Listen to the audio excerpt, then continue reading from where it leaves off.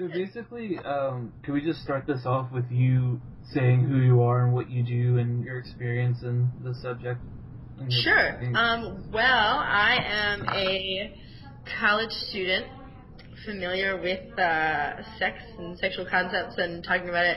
A couple years ago, I started a sex blog on a Tumblr site because I went to a journalism conference my sophomore year, and I said, after my mother told me I couldn't be a war correspondent, I was like, well, I might as well write about sex for a living.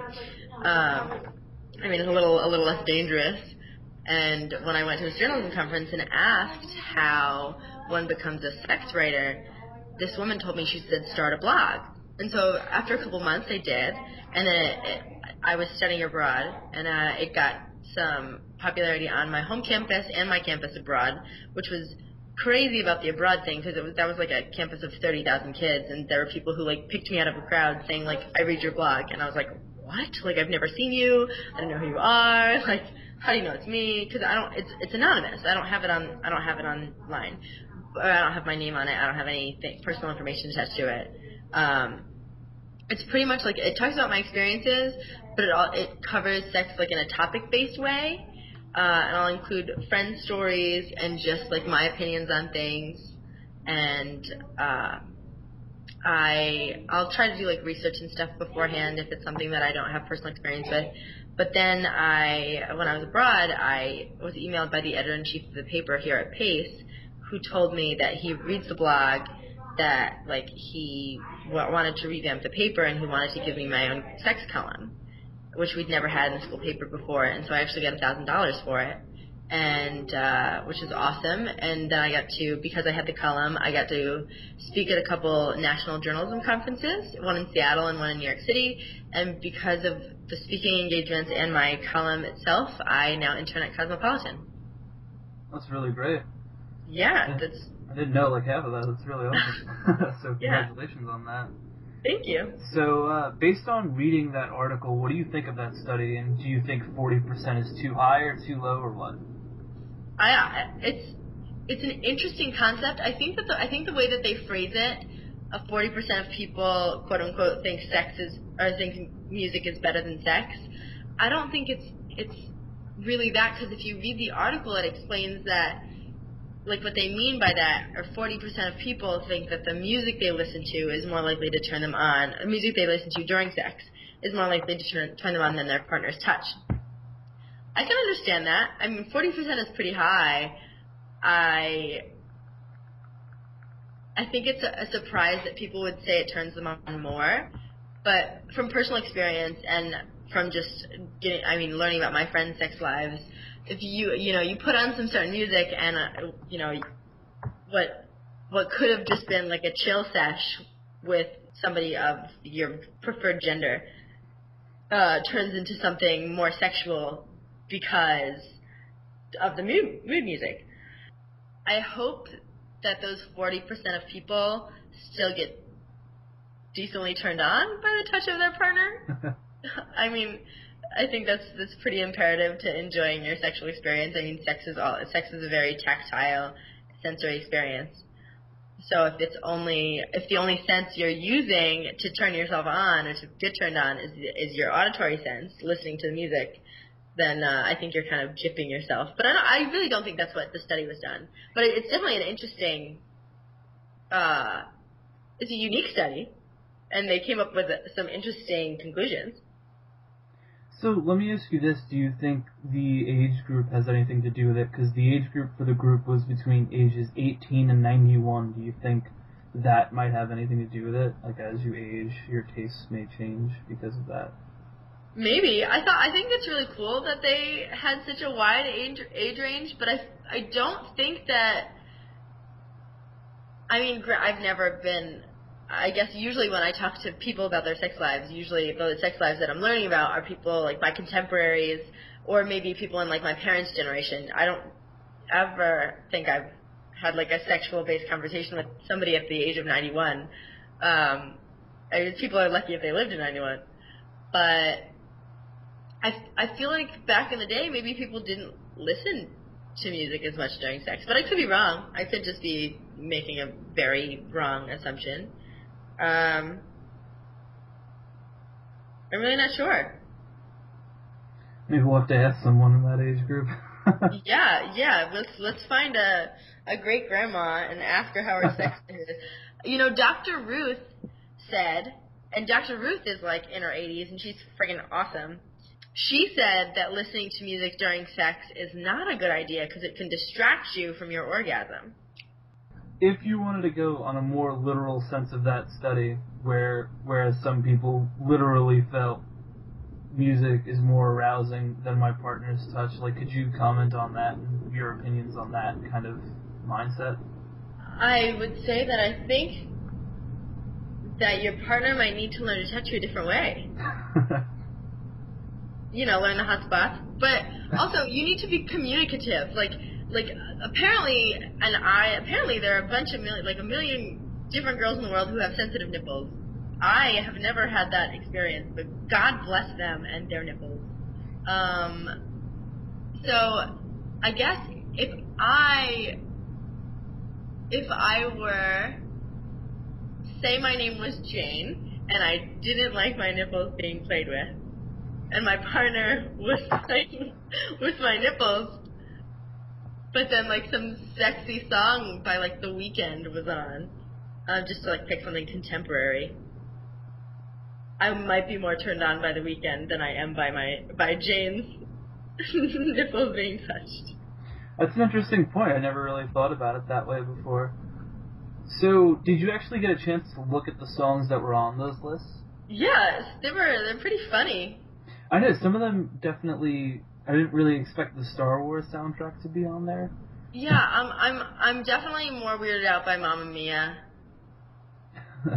So, in your opinion, what do you think of the songs there? Would you expect them to be there? And do you feel like there were any that they missed out on, or songs that just shouldn't be there at all? I think like a lot of them are, and it says this in the article, a lot of them are like mega hits. Like Bohemian Rhapsody, there are few things in the world as good as Bohemian Rhapsody. Like if you think, I guess thinking in a broad general sense of the world, if you take yourself out of a situation and you'll say, like, what's better, the sexual experience between Partners A and B or Queen's Bohemian Rhapsody? Bohemian Rhapsody did much more for the world than Partners A and B boning.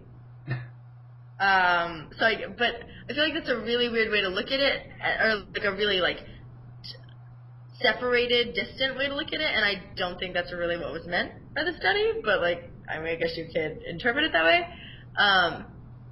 Sex on Fire by Kings of Leon, great song. Anything by Meatloaf kind of weirds me out, I'm not gonna lie. Coldplay, I'm into Coldplay, but I like some of their other music better, but I think they're really good with like music that kind of gives you like that uplifted sort of high feeling. I guess it really depends on your own preferences.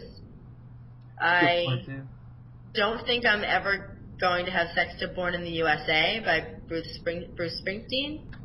Oh, and let's see, top 20 tracks to get in the mood. Those are pretty funny. Funny as in like pretty solid. Bump and Grind by R. Kelly. A little too cheesy for me, although it definitely gets sex on the mind. I've never actually heard that song, so I might have to look it up. It starts with, my mind's telling me no, but my body's telling me yes, baby. I don't want to hurt nobody, but there's something that I must confess.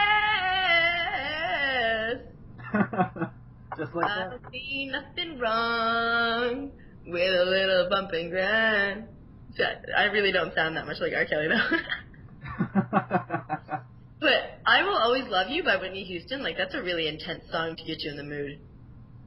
That's on the list. I'll Make Love to You by Boyz II Men. Anything early 90s R&B definitely gets the juices flowing. What a funny study. Yeah, I don't know. I was just looking through my email, and that was one of the little tags on the top of it, and I couldn't help it. I had to click it and find out about it. So now, if I remember correctly, on your blog, you did write an entry about music and its role with sex. Can you comment anything about that? Yeah. I'll look in my archives. I did one for the blog a while ago, and then I also did one, or maybe I don't know if I covered it on the blog alone, but I did cover it in the column, which I also put into the blog. I just asked a bunch of people what they like to listen to when they have sex or hook up with anybody. I think that the first time I ever noticed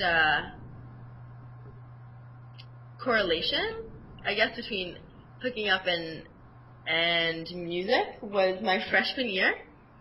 And I include this in the entry. It was an experience I had with somebody who I was seeing and hooking up with consistently, and we weren't even technically sleeping together or technically having sex. We were just doing everything else that people do when they touch each other, and it was the Jason Mraz Pandora station. That was it, and it was great. It was great, and after that, I kind of assumed that that would be a great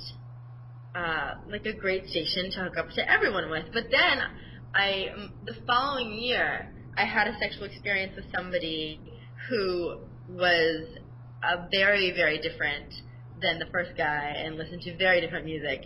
And pretty sure we ended up putting on Trey Songz radio, Pandora.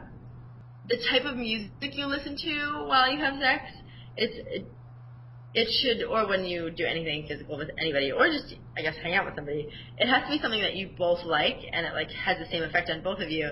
Because although Jason Mraz Pandora worked for me, and I really enjoyed it, for that second partner that I just mentioned, he thought it was super strange and awkward to do that too. Definitely some good points you've raised. So, do you have any other comments about music and its role on emotions in general? It can definitely lift you up or bring you down. I think the emotional aspect of music often has to do with the memories associated with it. So say, just for example, Somewhere Over the Rainbow, the Israel, God, I have no idea what his last name is. Yeah, I know who you're talking about. You know what I'm talking about? Yeah, the Hawaiian guy. That song I've always really liked. It's always been really uplifting, and it still is. But it happened to be my cousin's funeral song. So at the same time, I listen to it, and it's kind of sad for me too because I have that memory. I think songs can seem really sad, and if you have a great experience with somebody, that you say, one of your closest friends, or just a great experience with a perfect stranger, it doesn't have to be sexual. It can be totally platonic or non-sexual. Even if it seems like a sad song, it can still inspire happy feelings. And like I said, even if it's a happy song, it can still inspire sad feelings if it's attached to a bad memory. Okay, that's really great. Thanks so much for your help. Do you want to just add a tagline with where people can find your blogs or anything like that, or? Yeah, my blog is australiankiss.tumblr.com, and I also write a column for the Pace Chronicle called The G-Spot. So if you look at that, it's pacechronicle.com, and you can find the G-Spot on one of the drop-down tabs. Cool. Thanks a lot. I really appreciate all your help. Yeah. Thanks for interviewing me.